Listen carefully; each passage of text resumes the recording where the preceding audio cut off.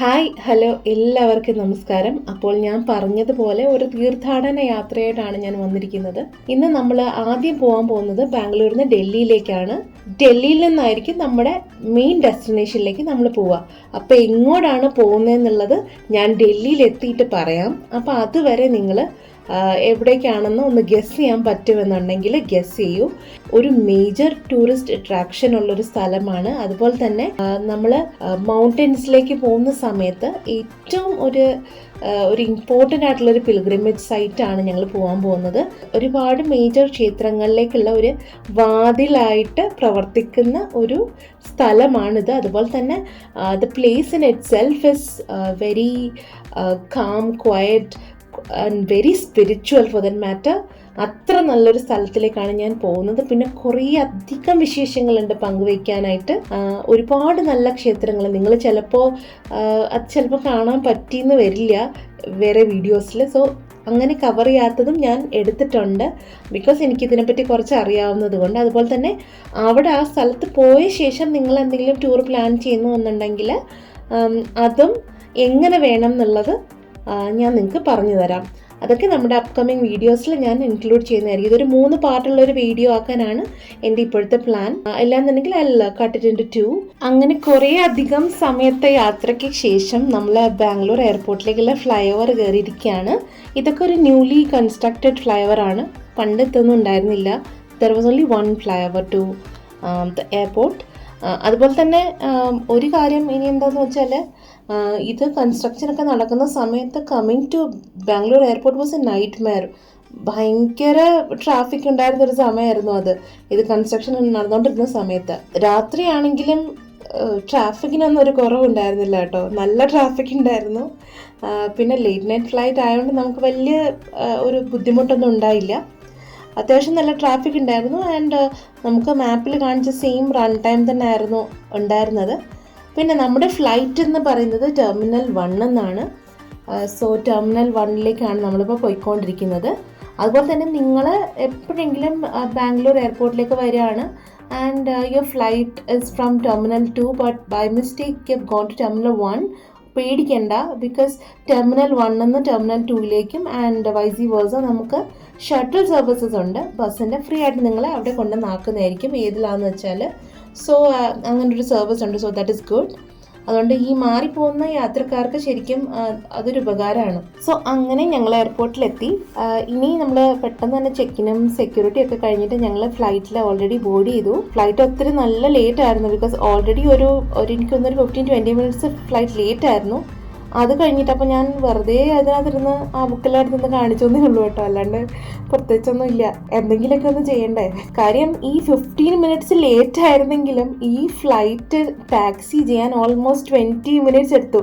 എനിക്കൊരു 5 മിനിറ്റ് കഴിഞ്ഞപ്പോഴേക്കും ഒരു 10 മിനിറ്റൊക്കെ കഴിഞ്ഞപ്പോഴേക്കും എനിക്ക് തോന്നി ഇനിയിപ്പോൾ റോഡ് വഴി നമ്മൾ ഓടിച്ചു പോവുകയാണോ എന്നുള്ള ഒരു ഡൗട്ടൊക്കെ എനിക്ക് വന്നു. എന്തായാലും അവസാനം നമ്മുടെ ഫ്ലൈറ്റ് എടുത്തിരിക്കുകയാണ്. Bangalore to Delhi flying hours എന്ന് പറയുന്നത് 2.5 മണിക്കൂറാണ്, 2.5 hours. പെട്ടെന്ന് തന്നെ ഡൽഹി എത്തിയ പോലെ എനിക്ക് തോന്നി.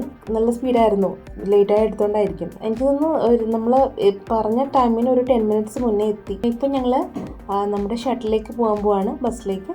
ഡൽഹിയിലെ T1 ഞങ്ങളെ ഇറക്കിയിരുന്നത്.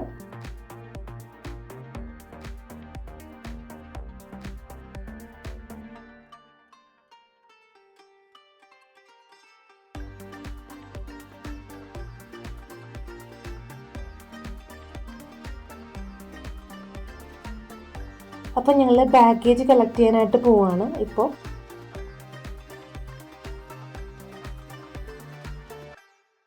ബെൽറ്റ് നമ്പർ 3 ഞങ്ങളുടെ ബാഗേജ്.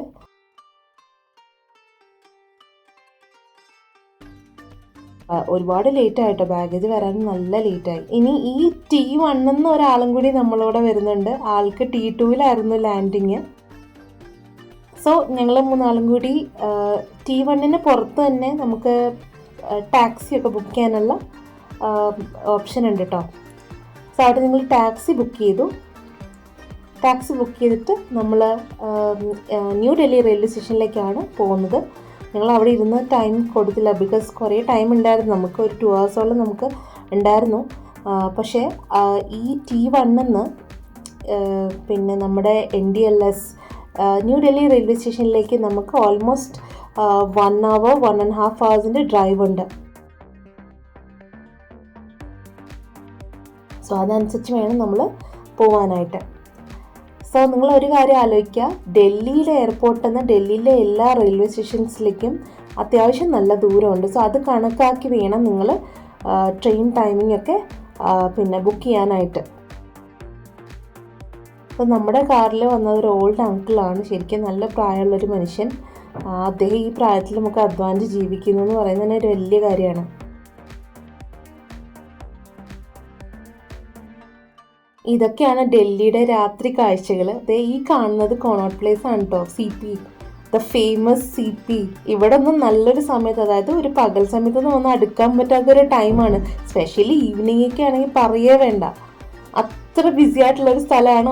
ആരുമില്ലാതെ ആളൊഴിഞ്ഞ പൂരപ്പുറമ്പ് പോലെ കിടക്കുന്നത്. അങ്ങനെ ഞങ്ങൾ ന്യൂഡൽഹി റെയിൽവേ സ്റ്റേഷനിൽ എത്തിയിട്ടുണ്ട്. അതുപോലെ ഇവിടെയും എനിക്ക് തോന്നുന്നു കൺസ്ട്രക്ഷൻ എന്ന് നടക്കുകയാണ്. അതുപോലെ നമ്മുടെ എൻട്രി ഗേറ്റ് അവിടെയൊക്കെ എന്തൊക്കെയോ സാധനങ്ങളൊക്കെ വെച്ച് മറച്ചിട്ടുണ്ട്. എന്നിട്ട് എൻട്രി വേറെ എങ്ങോട്ടോ ആക്കിയിട്ടുണ്ടെന്ന് തോന്നുന്നത്. അവിടെ എല്ലാം പൊളിച്ചിട്ടിരിക്കുന്ന കണ്ടില്ലേ. പിന്നെ നമ്മുടെ നാട് വിട്ട് കഴിഞ്ഞാൽ വൃത്തിയൊക്കെ കണക്കാടോ. ഞാൻ ആരെയും മോശമായിട്ട് പറയല്ല, പക്ഷേ എന്തോ എൻ്റെ നാട്ടിൽ ജനിച്ചാൽ എനിക്ക് നല്ല അഭിമാനം തോന്നുന്നുണ്ട്. നമ്മൾ മലയാളികൾ പ്രത്യേകിച്ചും നമ്മളെ കുറേ വൃത്തി കൂടുതലെന്നൊക്കെ ആൾക്കാർ പറയെങ്കിലും എനിക്ക് തോന്നുന്നു നമുക്കൊരു ബെയർ മിനിമം വൃത്തി നമുക്കുണ്ട്, എല്ലാവർക്കും ഉണ്ട്. ഒരു മെജോറിറ്റി ഓഫ് അവർ പോപ്പുലേഷൻ നമ്മുടെ കേരളത്തിലെ ആൾക്കാർക്ക് നല്ല വൃത്തി ഉണ്ടെന്നുള്ളത് എനിക്ക് അവിടെ ചെന്നപ്പോഴത്തെ ഇത് കണ്ടില്ലേ. ഇതാണ് അവരുടെ AC വെയിറ്റിംഗ് റൂം എന്ന് പറയുന്നത്. ഈ AC വെയിറ്റിംഗ് റൂമിൽ എനിക്ക് നിവൃത്തിയില്ലാത്തതുകൊണ്ട് ഞാൻ ഇരുന്നത്. ബിക്കോസ് എന്ത് സ്മെല്ലാന്നറിയോ, വല്ലാത്തൊരു സ്മെല്ല്. അയ്യോ, അത് സഹിച്ച് ഞാൻ ഇരുന്നു എന്ന് പറഞ്ഞിട്ടുണ്ടെങ്കിൽ ഒന്നും പറയാനില്ല. അപ്പോൾ ന്യൂഡൽഹി റെയിൽവേ സ്റ്റേഷനിൽ നമ്മുടെ വണ്ടി എടുത്തു. പറഞ്ഞില്ലല്ലോ എങ്ങോട്ടേക്കാണ് പോണേന്നുള്ളത്. നമ്മൾ പോകുന്ന ഹരിദ്വാറിലേക്കാണ് കേട്ടോ. ഈ ട്രെയിൻ എന്ന് പറയുന്നത് ന്യൂഡൽഹി റെയിൽവേ സ്റ്റേഷനിൽ നിന്ന് 16ാമത്തെ പ്ലാറ്റ്ഫോമിലാണ് നമ്മുടെ ഈ ട്രെയിൻ ഉള്ളത്. അപ്പോൾ ഈ ട്രെയിനിൻ്റെ ഡീറ്റെയിൽസ് ഞാൻ പറഞ്ഞില്ലല്ലോ. ഈ ട്രെയിൻ എന്ന് പറയുന്നത് ശതാബ്ദി എക്സ്പ്രസ് എന്നാണ് ട്രെയിനിൻ്റെ പേര്. ജൻശതാബ്ദി അല്ല കേട്ടോ, ശതാബ്ദി എക്സ്പ്രസ്, DDN ഡെറാഡൂൺ ശതാബ്ദി എക്സ്പ്രസ് എന്നാണ് അതിൻ്റെ പേര്. ഞാൻ പോയത് എക്സിക്യൂട്ടീവ് ക്ലാസ്സിലാണ്. ഒരാൾക്ക് എനിക്ക് തോന്നുന്നു 1300 രൂപയോളം ടിക്കറ്റ് വന്നിട്ടുണ്ട്. ഡൽഹിയിൽ നിന്ന് ഹരിദ്വാറിലേക്ക് ട്രെയിനിൽ എടുക്കുന്നത് ഏകദേശം 5-5.5 മണിക്കൂറൊക്കെയാണ് എടുക്കുന്നത്. പിന്നെ ഈ ഒരു റൂട്ടിൽ ഡസൻ മാറ്റർ ഒരു സ്പെഷ്യൽ ട്രെയിൻ എക്സ്പ്രസ് ട്രെയിൻ എന്ന് പറഞ്ഞാലും കുറേ പ്രാവശ്യം പിടിച്ചിട്ടാണ് നമ്മൾ പോയത്. അതായത് കുറേ ടൈം എടുത്തു എത്താൻ വേണ്ടിയിട്ട്. അവർ പിന്നെ 5.5 എന്നൊക്കെ പറയുന്നെങ്കിലും അല്ലെങ്കിൽ 5.3 എന്നൊക്കെ പറയുന്നുണ്ടെങ്കിലും നല്ല ടൈം എടുത്തിട്ട് ഒരു 6-6.5 മണിക്കൂറൊക്കെ എടുത്തു നമ്മളങ്ങ് എത്താൻ വേണ്ടിയിട്ട്. പിന്നെ രാവിലത്തെ ട്രെയിൻ ആയിരുന്നുകൊണ്ട് തന്നെ ഞാൻ ഫുഡൊക്കെ ബുക്ക് ചെയ്തിട്ടാണ് വന്നത്. ബിക്കോസ് അത്രയും ഏർലി മോർണിംഗിൽ നിന്ന് നമുക്ക് പിന്നെ എന്താ പറയുക, വേറെ എവിടെ നിന്നും ഫുഡ് കിട്ടാത്തത് കൊണ്ട്, നിവർത്തിയില്ലാത്തത് കൊണ്ട് ഞാൻ വേറെ ബുക്ക് ചെയ്തിട്ടാണ് പോയത്. ബിക്കോസ് എനിക്ക് ട്രെയിനിൽ നിന്ന് അങ്ങനെ ഭക്ഷണം കഴിക്കുന്നത് വലിയ ഇഷ്ടമില്ല. ബിക്കോസ് എനിക്ക് നമ്മൾ പറയില്ലേ, വാക്കല്ലാതെ എന്തെങ്കിലും കഴിച്ചു കഴിഞ്ഞാൽ എനിക്ക് പണി കിട്ടും. അതുകൊണ്ട് ഞാൻ മാക്സിമം അങ്ങനെ ട്രെയിനിൽ നിന്ന് ഒന്നും കഴിക്കാറില്ല. വലിയ നിവൃത്തി ഉണ്ടെങ്കിൽ ഞാൻ കഴിക്കാറില്ല. ഞാൻ വീട്ടിൽ നിന്ന് കൊണ്ടുപോകാറ് പതിവ്. അത് മാത്രമല്ല ഞാൻ ട്രെയിനിൽ അങ്ങനെ യാത്ര ചെയ്യാറില്ല. ബിക്കോസ് എനിക്ക് കുറേ ടൈം ഇങ്ങനെ ഇരുന്ന് ഇത് ചെയ്യുന്നതിലും നല്ലത് പെട്ടെന്ന് എത്തുമല്ലോ ഫ്ലൈറ്റിലാണെങ്കിൽ. അപ്പോൾ ഞാൻ നാട്ടിൽ പോവുകയാണെങ്കിൽ എനിക്ക് തോന്നുന്നില്ല ലാസ്റ്റ് ഞാൻ എപ്പോഴാണ് ട്രെയിനിൽ കയറിയെന്നുള്ളത് എനിക്ക് ഓർമ്മയില്ല. ഞാൻ കുറേ വർഷങ്ങൾക്ക് ശേഷമാണ് ഇപ്പോൾ ഈ ഒരു ട്രെയിനിൽ ഞാൻ പോകുന്നത്. വേറൊന്നും കൊണ്ടല്ല, എനിക്ക് ബസ്സിലിരിക്കാൻ പേടിയായതുകൊണ്ടും എനിക്ക് ജോലിഗ്രാൻഡിലേക്ക് ടിക്കറ്റ് കിട്ടാത്തത് കൊണ്ടും ഞാൻ പിന്നെ ട്രെയിനിൽ വന്നതാണ്. അതായത് ഇപ്പോൾ ഹരിദ്വാറിന് ഏറ്റവും അടുത്തുള്ള എയർപോർട്ട് എന്ന് പറയുന്നത് ജോലിഗ്രാൻഡ് എയർപോർട്ടാണ്. അവിടെ നിന്ന് ഒരു 38 കിലോമീറ്റർ അങ്ങനെ എന്തോ ഉള്ളൂ നമുക്ക് ഇങ്ങോട്ടേക്ക് വരാനായിട്ട്, അത് ഹരിദ്വാറിലേക്ക് തിരിച്ച് വരാനായിട്ട്. പക്ഷേ അതൊരു ലേഓവർ ഫ്ലൈറ്റ് ആയതുകൊണ്ടാണ് ഞാനത് എടുക്കാഞ്ഞത്. അതായത് ആ ഫ്ലൈറ്റ് ആദ്യം വേറെ എവിടെയെങ്കിലും ഡെസ്റ്റിനേഷനിലേക്ക് പോകും, എന്നിട്ട് അവിടുന്ന് ലേഓവർ കുറച്ച് നേരം ഉണ്ടാവും, അവിടുന്ന് പിന്നെ ഇവിടേക്ക് പോകും. അതായത് എനിക്ക് ഡയറക്റ്റ് ഫ്ലൈറ്റ് ഒന്നും ഞാൻ ട്രാവൽ ചെയ്യുന്ന ഡേറ്റിൽ എനിക്ക് കിട്ടിയില്ല. സോ അതുകൊണ്ട് ഞാൻ എന്ത് ചെയ്തു, ഞാൻ വിചാരിച്ചു 2 ഓപ്ഷൻസ് ഉണ്ട്. ഒന്നുകിൽ നമുക്ക് ഡൽഹിയിൽ വന്നിട്ട് അവിടുന്ന് ബസ്സിൽ പോവാം, ഓവർനൈറ്റ് ബസ് ഉണ്ട്, ഒരു 8-9 hours എടുത്ത് നമുക്ക് ബസ്സിൽ പോവാം. അല്ല എന്നുണ്ടെങ്കിൽ നമുക്ക് ഡൽഹിയിൽ ഇറങ്ങിയിട്ട് ഇതുപോലെ ട്രെയിനിൽ പോവാം. ട്രെയിനിൽ ഒരു 5-5.5 മണിക്കൂർ. എനിക്ക് ബസ്സിൽ കുറേ നേരം ഇരുന്നാൽ മോഷൻ സിക്നസ് ഉണ്ട്.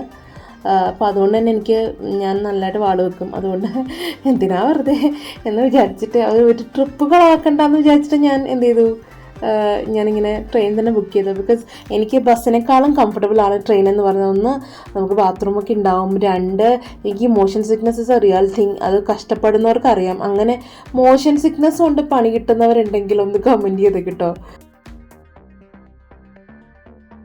ഈ കാണുന്നതൊന്നും മണ്ണ് കൂട്ടിയിട്ടിരിക്കുന്നതൊന്നും അല്ല കേട്ടോ, അത് അഴുക്കാണ്. ശരിക്കും വേസ്റ്റ് കൂട്ടിയിട്ടിരിക്കുന്നതാണ് അത്. ഞാൻ വിചാരിച്ചത് എന്തോ പ്രോസസ്സിങ് ആണ് എന്നാണ് ഞാൻ വിചാരിച്ചത്. പക്ഷേ ഇറ്റ്സ് നോട്ട് എനി പ്രോസസ്സിങ്. ഇത് അഴുക്കാണ്. ശരിക്കും ചവറ് മാലിന്യങ്ങൾ കൂട്ടിയിട്ടിരിക്കുന്നതാണ് ഈ കൂനയായിട്ട്. അത് മണ്ണാണെന്ന് ആരും തെറ്റിദ്ധരിക്കല്ലേ. അവിടെ നിങ്ങൾക്കൊരു JCB ഒക്കെ കാണാം അങ്ങോട്ട് പോകുമ്പോൾ. അപ്പോൾ നമ്മൾ ട്രെയിനിൽ കയറി ഒരു 5 മിനിറ്റ്സിനുള്ളിൽ തന്നെ നമുക്ക് ആദ്യമേ ഒരു ചായ കൊണ്ട് തന്നിരിക്കുകയാണ്. ഒരു ഹൈ ടീ പോലെ, ജസ്റ്റ് നമ്മളൊന്ന് വാം അപ്പ് ചെയ്യാൻ വേണ്ടിയിട്ട്. ഞാനും വലിയ കാര്യമായിട്ട് പിന്നെ നമ്മൾ പോസ്റ്റ് മിഡ് നൈറ്റ് ആണല്ലോ എത്തിയത്. ഒരു 3 മണിയൊക്കെ നമ്മൾ റെയിൽവേ സ്റ്റേഷനിൽ എത്തിയപ്പോൾ. അപ്പം അപ്പോഴും തൊട്ട് എന്തെങ്കിലും ഒന്ന് കഴിച്ചാൽ മതി എന്നായിരുന്നു. പക്ഷെ വേറെ നിവൃത്തിയില്ലല്ലോ, ഇത്രയും രാവിലെ നമുക്ക് വേറെ ഒന്നും ചെയ്യാൻ പറ്റില്ല. ട്രെയിനിൽ നിന്ന് കിട്ടുന്നത് കഴിച്ചേ പറ്റുള്ളൂ. സോ ഞാൻ എന്ത് ചെയ്തു, ഞാൻ ഫുഡ് ബുക്ക് ചെയ്തിട്ടുണ്ടായിരുന്നു. അപ്പം അതിന്റെ ഭാഗമായിട്ടാണ് ഇത് എനിക്ക് തരുന്നത്.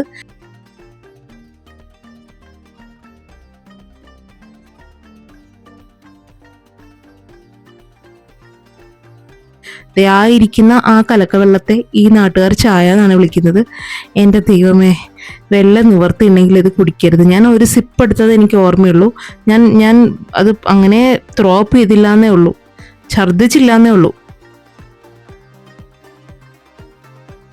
അതായത് പിന്നെ ആ ബിസ്ക്കറ്റ് എല്ലാം നിയറിങ് എക്സ്പയറി ആട്ടോ. ആ പ്രീമിക്സും ആ ബിസ്ക്കറ്റും രണ്ടും നിയറിങ് എക്സ്പയറി ആണ്.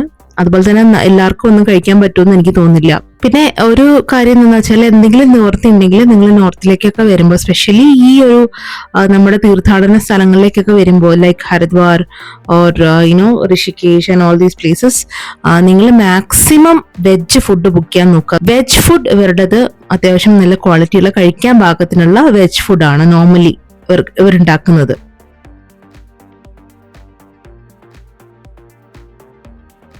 ഇനി അങ്ങോട്ടേക്ക് പോകുമ്പോൾ you can see a lot of things. ആ സ്ഥലങ്ങളുടെയൊക്കെ വൃത്തി ഒന്ന് നന്നായി നോക്കി വെച്ചോളൂ. അതുപോലെ തന്നെ ഈ മനുഷ്യർ നടക്കുന്നില്ലേ, ഇതൊക്കെ വണ്ടി വരുന്ന ട്രാക്കുകളാണ്, വണ്ടി പോകുന്ന ട്രാക്കുകളാണ്. ഏതെങ്കിലുമൊക്കെ സൂപ്പർ ഫാസ്റ്റ് ട്രെയിനോ എന്തെങ്കിലുമൊക്കെ വന്നു കഴിഞ്ഞാൽ സിഗ്നൽ ഇല്ലാതെ, നമ്മുടെ നാട്ടിലല്ലേ, ആലോചിച്ച് നോക്കൂ.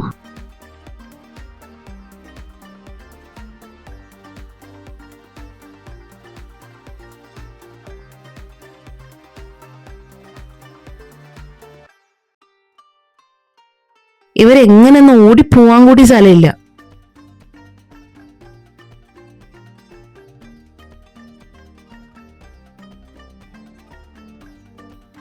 അപ്പോൾ നിങ്ങൾക്ക് അസസ് ചെയ്യാനുള്ള ഒരു നല്ല സമയമാണിത്. ഞാൻ ആലോചിച്ചത് നമ്മുടെ നാട്ടിലോ മറ്റോ ആയിരുന്നു ഇങ്ങനൊരു അവസ്ഥയെന്നുണ്ടെങ്കിൽ കുറെ ഹെൽത്ത് ഡിപ്പാർട്ട്മെന്റിലെ പാവപ്പെട്ട ആൾക്കാർക്ക് അവരുടെ ജോലി പോകാനും, അല്ലെങ്കിൽ ഈ വൃത്തിയൊക്കെ മെയിൻറ്റെയിൻ ചെയ്യുന്ന ഡിപ്പാർട്ട്മെന്റിലെ ആൾക്കാർക്ക് ഒരു സസ്പെൻഷൻ ഒക്കെ കിട്ടാൻ ഈ കാണുന്ന കാഴ്ചകൾ മാത്രം മതിയാവും നമ്മുടെ നാട്ടിലാണെങ്കിൽ.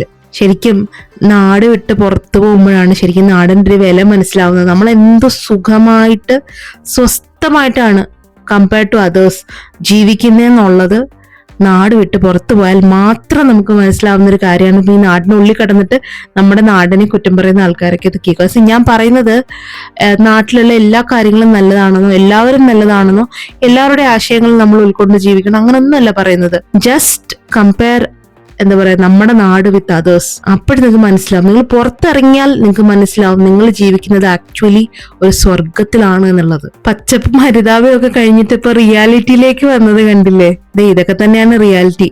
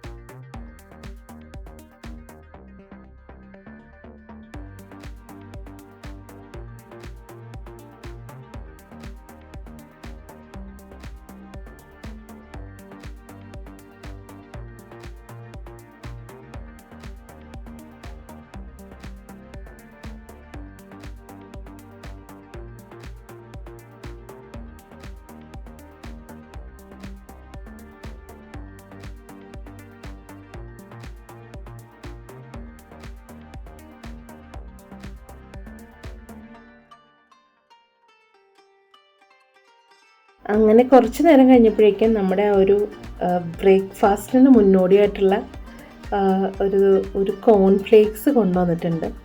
കോൺഫ്ലേക്സിൻ്റെ കൂടെ അവർ പാലായിരിക്കും തരുന്നത്.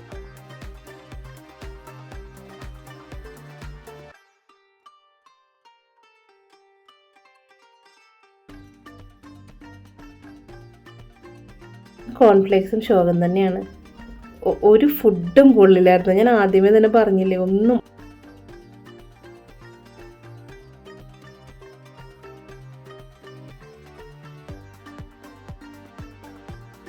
അപ്പോൾ അത് കഴിഞ്ഞപ്പോഴേക്കാണ് ഞാൻ മെയിനായിട്ട് ബുക്ക് ചെയ്ത ഫുഡ് വന്നത്. അതിലൊരു ഓംലെറ്റ് ഉണ്ടായിരുന്നു, ബ്രെഡ് ആൻഡ് ബട്ടർ ഉണ്ടായിരുന്നു, ബോയിൽഡ് വെജീസ് ഉണ്ടായിരുന്നു, പിന്നെ കൂടെ ഒരു ജാം ആൻഡ് പിന്നെ ഉണ്ടായിരുന്നതാണ് ടൊമാറ്റോ സോസ്.